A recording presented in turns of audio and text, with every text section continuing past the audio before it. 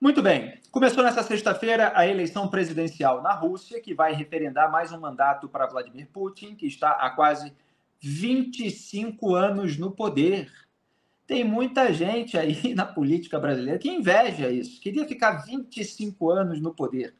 Como tem mostrado, reeleito sem dificuldade, já que as autoridades eleitorais russas têm barrado as candidaturas dos opositores mais proeminentes do autocrata. Não é muito diferente do que está acontecendo na Venezuela de Nicolás Maduro, na Nicarágua de Daniel Ortega, no regime de todos esses aliados do Lula, contra os quais ele não fala nem meia palavra. O presidente do Conselho Europeu, Charles Michel, parabenizou ironicamente o presidente russo Vladimir Putin pela vitória nas eleições que começaram. Abre aspas. Gostaria de dar os parabéns a Vladimir Putin pela vitória esmagadora nas eleições que começam hoje, sem oposição, sem liberdade, sem escolha. Fecha aspas. A ironia, hoje em dia na internet, e agora há pouco estava até falando sobre isso no nosso grupo, ela demanda um certo cuidado, né? Mas ele completou aí de uma maneira que torna o teor crítico do comentário bastante claro. Então, ele não está, na prática, parabenizando o Putin, ele está criticando o regime autoritário que impede a oposição, a liberdade, a escolha, em suma, a vigilância sobre o poder, que é aquilo que a gente busca fazer, mesmo com todas as patrulhas, censuras e retaliações que a gente está acostumado a enfrentar aqui no Brasil e que os opositores e críticos do regime russo enfrentam por lá, às vezes, inclusive, com a sua própria vida, como a gente viu no caso do Alexei Navalny, que morreu na cadeia. E o britânico The Economist resume bem a situação, o jornal britânico, abre aspas, numa terra onde políticos de oposição estão mortos, na prisão ou no exílio, onde falar a verdade às autoridades é uma infração criminal, e onde um autocrata paranoico não hesita em matar centenas de milhares de seus próprios cidadãos e vizinhos para afirmar e manter seu poder, uma eleição parece algo inteiramente desnecessário, uma farsa extravagante ou um anacronismo bizarro. Fecho aspas. Tá aí, parabéns a The Economist pela firmeza das colocações, são as que a gente sempre fez aqui no Papo Antagonista, e a gente critica muitas vezes a imprensa leniente com os regimes autoritários, principalmente dentro dos seus respectivos países, mas a gente aponta quando a imprensa coloca o dedo na ferida. E é isso que a Economist está fazendo nesse caso e que fez outro dia, quando tratou da corrupção no Brasil e da farra da impunidade, tocada principalmente nessas últimas semanas pelo ministro Dias Toffoli, com anulação de provas, de multas, de acordos de leniência de empreiteiras amigas. Então, é bom ver o jornalismo como ele deve ser. Não quer dizer que a gente não tenha eventuais discordâncias em relação à revista, que tenha compactuado com aquela capa de que o Brasil estava decolando, que depois resultou numa capa do Cristo Redentor aterrissando, né? Era um voo de galinha, mas a gente louva aqui o trabalho correto. É isso que uma imprensa precisa fazer para que autocratas não ganhem tanto poder, não consigam dominar o Estado e perseguir qualquer tipo de oposição e crítica. Duda Teixeira, o que você destaca a respeito desse caso tão emblemático que eu considero assim um parâmetro?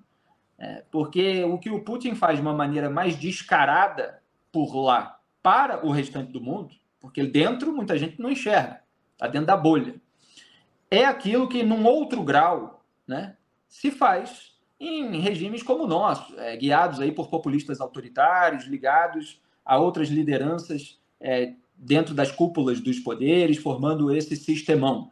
Então, se lá tem o assassinato, aqui tem a censura velada, aqui tem a perseguição, o assédio judicial, uma série de outras ferramentas. Mas a lógica é a mesma. É um poder que quer impor as suas narrativas de cima para baixo.